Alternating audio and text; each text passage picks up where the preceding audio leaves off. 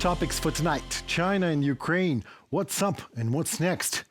No Russians in Olympics. They became neutral all of a sudden. Europe will stand for Ukraine whatever happens in the United States. Good afternoon. Now these topics in more detail at UATV English with me, Henry King, bringing hard truth in easy terms for the whole free world directly from Ukraine. I mean, ain't that interesting times we are living in? Who would ever have thought that it would be a question to discuss 3 years ago? Who would ever thought that ill dictatorial ambitions of an outdated Russian Tsar would lead the world right to the brink of the survival of World War III? But here we are, for 2.5 years, repelling the aggression of Russia in Ukraine, and here we are visiting China, because China wants Ukraine to visit it. The meeting of the heads of foreign policy departments of Ukraine and China was held to develop contacts between President Volodymyr Zelensky and Chinese leader Xi Jinping. The main topic of discussion was the search for ways to stop Russian aggression and shaping China's possible role in achieving a stable and a just peace. It is not for me to comment on the relations between China and Ukraine at this point in time, or this visit. What I can say, though, is that we have very clear positions on Ukraine.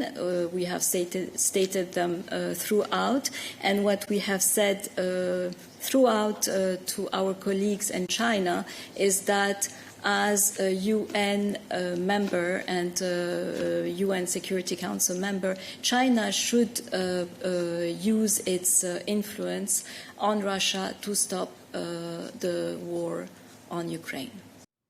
So what's next? I mean, we in Ukraine know China helps Russia, and not just in Ukraine we know it, China knows it. Russia knows it, and the United States knows it too. Everyone knows it. The United States Department spokesman Matthew Miller said it clearly that China is, I quote, doing a lot to fuel the Kremlin's war machine by supporting the recovery of Russia's defense and industrial base. However, the United States believes that any time it is important that any country, and of course including China, hears Ukraine directly. So China says it is ready to mediate peace talks between Ukraine and Russia. Chinese Foreign Minister Wang Yi said exactly that during a meeting with his Ukrainian counterpart Kuleba in Guangzhou. Even the conditions and times for talks are not yet ripe. We support all efforts to promote peace and are ready to play a constructive role in ending the conflict and resuming peace talks, said Wang Yi. Conflict? What conflict? It's a war. The war, even. Well, Ukraine never demanded the war. We demanded peace, freedom, sovereignty, and Russia demanded war because it just can't stand freedom, peace, and sovereignty in Ukraine. So my question to Wang Yi, if any country would ever demand China to give up on its own land and future, would China peace talk to aggressor? Nevertheless, Kuleba told Wang Yi that Ukraine is ready to enter into talks with Russia in order to achieve a fair and just peace. Fair and just are the keys to the council. The Ukrainian minister also said that Ukraine carefully studied the peace plan proposed by China and Brazil. Brazil? Really? Oh, whatever. Let us just see what happens next. Stay tuned. Germany and the United Kingdom said on Wednesday that they would cooperate more closely on defense and security issues. The statement came as UK Defense Secretary John Healey visited Berlin to hold talks with his German counterpart Boris Pistorius.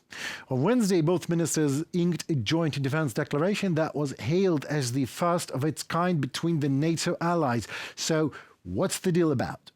The deal includes calls to bolster the defense industries in both countries, cooperate more closely on the development and procurement of weapons, and coordinate even better on support for Ukraine, Pistorius said. Well, in easy terms, the pact would strengthen the European pillar wishing... Давай, вернешь мне тогда... Да. In easy terms, the pact would strengthen the European pillar within NATO and thus NATO as a whole, Pistorius told a joint press conference.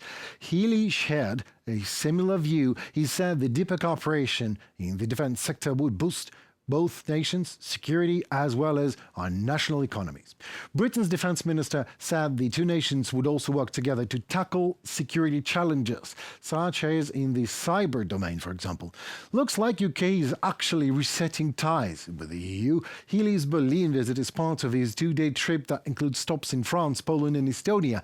This visit sent a clear message that European security will be this first government's first foreign and defence priority.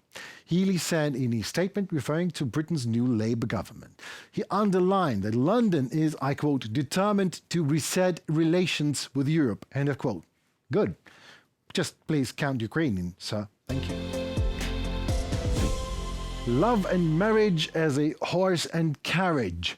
Just like the Olympics and politics. According to IOC rules, athletes invited to compete must not have any connection to their country's military and they must demonstrate they do not actively support the ongoing Russian invasion of Ukraine. Well, I wonder if you love the whole thing talking about politics, but let me, for instance, talk about the whole forgotten idea of sports. Talking to someone who knows it. More about sports, Paris, neutrality, Russians, and how war affects Ukrainian sports you can learn by listening to someone who knows all about it, Oleksii Serdiuchenko, a coach of a national Ukrainian team in athletics. Hello, good day. Henry Keane is here. UATV English is online and in the air. Oleksii Serdiuchenko, coach of national athletics team of Ukraine, is with us tonight. Oleksii, hello. Hello. So, are we ready to win? No, mostly yes. Someone ready, someone will be ready in a few days. Right. So you are now in Paris. It's like the preparations are going on. What is going on in Paris in terms of Olympic Games? Please just talk us through. I still don't know what's going on in Paris. We are not in Paris. We are close to Paris, but not in it. In fact, we are in a training camp in Krebs Wattignies, which is about 200 kilometers away from Paris. Right. Well, you are getting ready and the team is ready. But have you, I would just love to start with this question.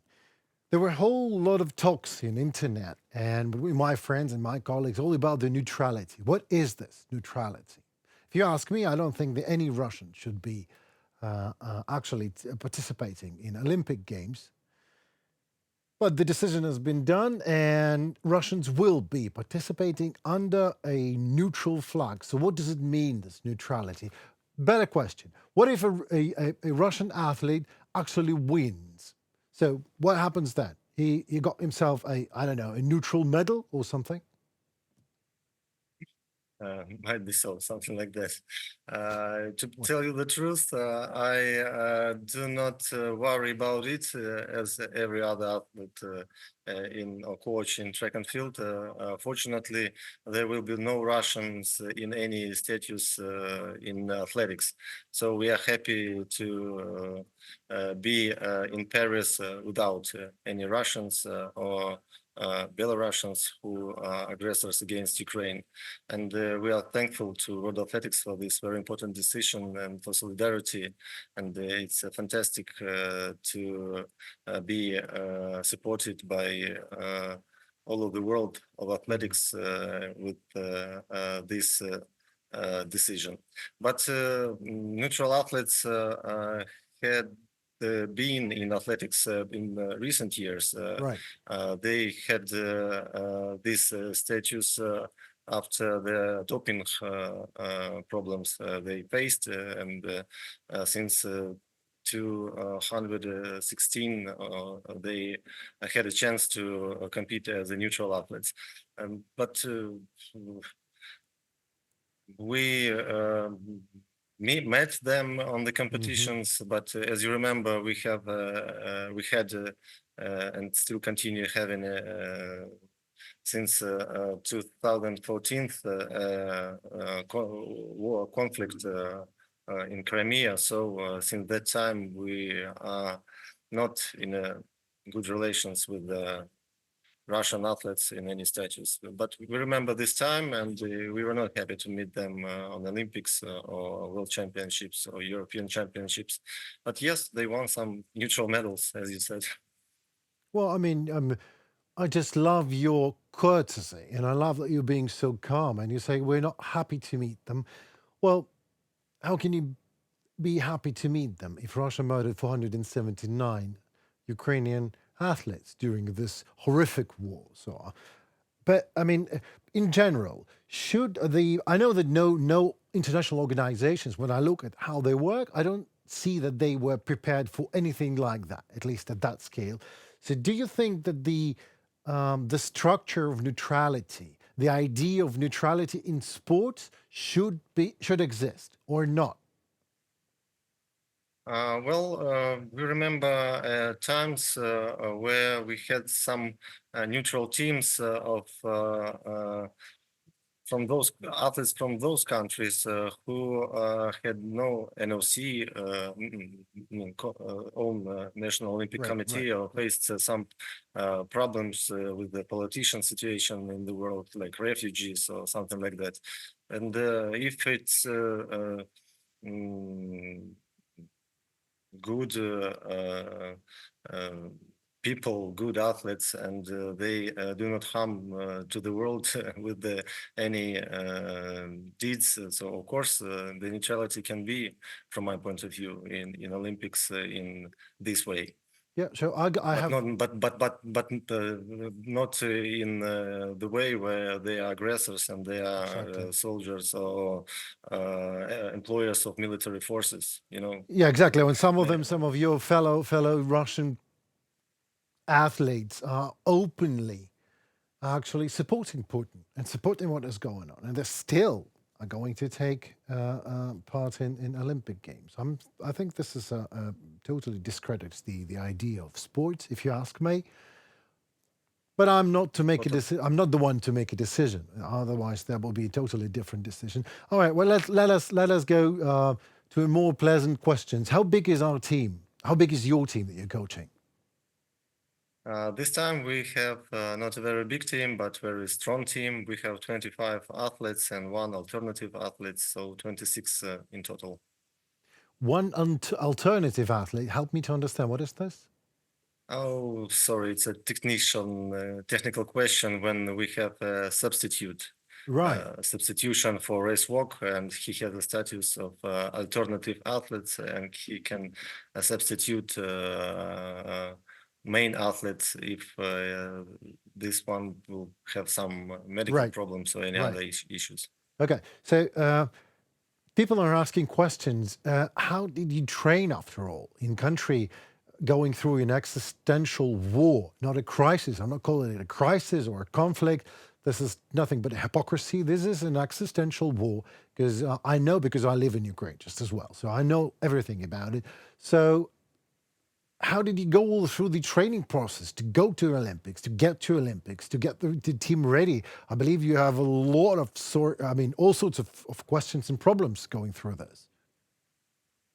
Well, it's very hard. You understand me better than other journalists or media. We first year in 2022, we were forced to move all the top athletes and many other national level athletes to Europe, to Eastern Europe, to Western Europe, even to the United States. We were welcomed by many national federations, and we were very happy to save the lives of our athletes and coaches and to continue preparation to very important competitions. Since the first day, we were not even sure that we will be able to continue our sports. Right. Everybody was worried not about the sports, but about our Right. country, about their families, about their lives. But in a few days, course. we understood that sports is the way to show to the world that we have a war in Ukraine. We have to shout very loudly and to say everyone in the world that we need help, we need assistance, we need weapons, we need missiles, we need whatever can help us to defend our motherland and to destroy the aggression of Putin's Army. soldiers in Putin's army. Yes. And then for the first time, we did it in World Athletics Indoor Championships, won a gold medal of Yaroslav Moguchik.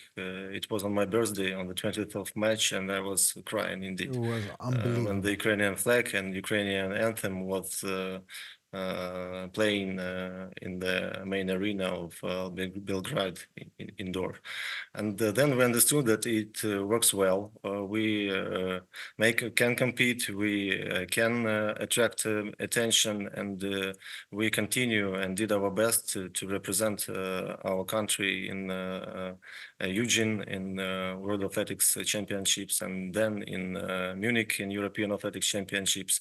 Won number of medals, 2 in Eugene and 5 in Munich. And we understood that our nation, our people need our performances, need our successes, need our medals, need our emotions, and we make them believe in the future that in spite of all facts, we continue to be strong and we can be competitive even in this case.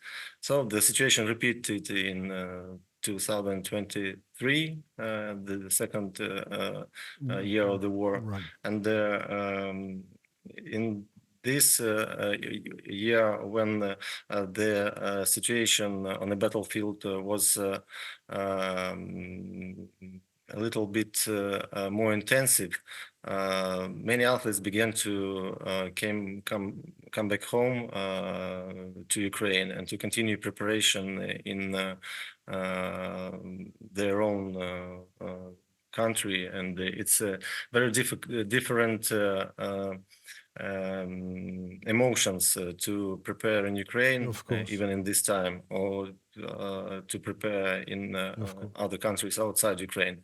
But of course, we face too many difficulties with air attacks, with air sirens. We are not sure about not even the next day, but even the next minute or Right. next hour when the training session can stop every minute, and you have to go to bomb shelter to sit for an hour, for 2 hours, for 3 hours, and then to start your training again from the very beginning, or to continue if it lasts not too long, the air sirens.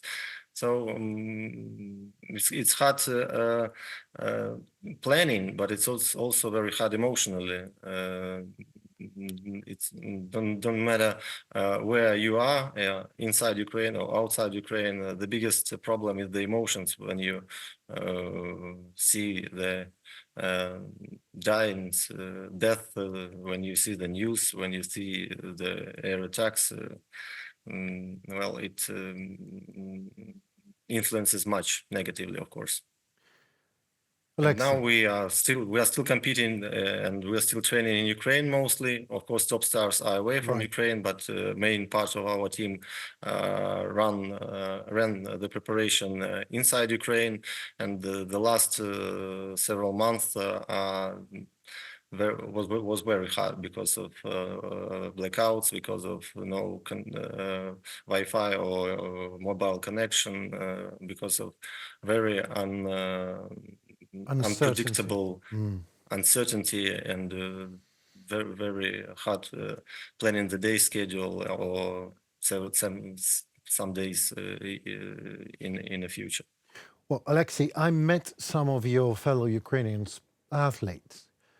They are fighting now in Ukrainian army. They are waiting for 2 victories. First is your victory, and also first is our general victory for all of us in Ukraine. So there's one victory for the nation. So say my warmest regards to all 25 members of your team. Say an amazing job has been done to get there. So go get them. Win. And Slava Ukraini. Героям слава. Thank you so very much for your time. We will do our best. We will do our Yes, best. we will do it. And we put our trust in you. So thanks so much for your time. And we talk after the Olympics and see what happens then.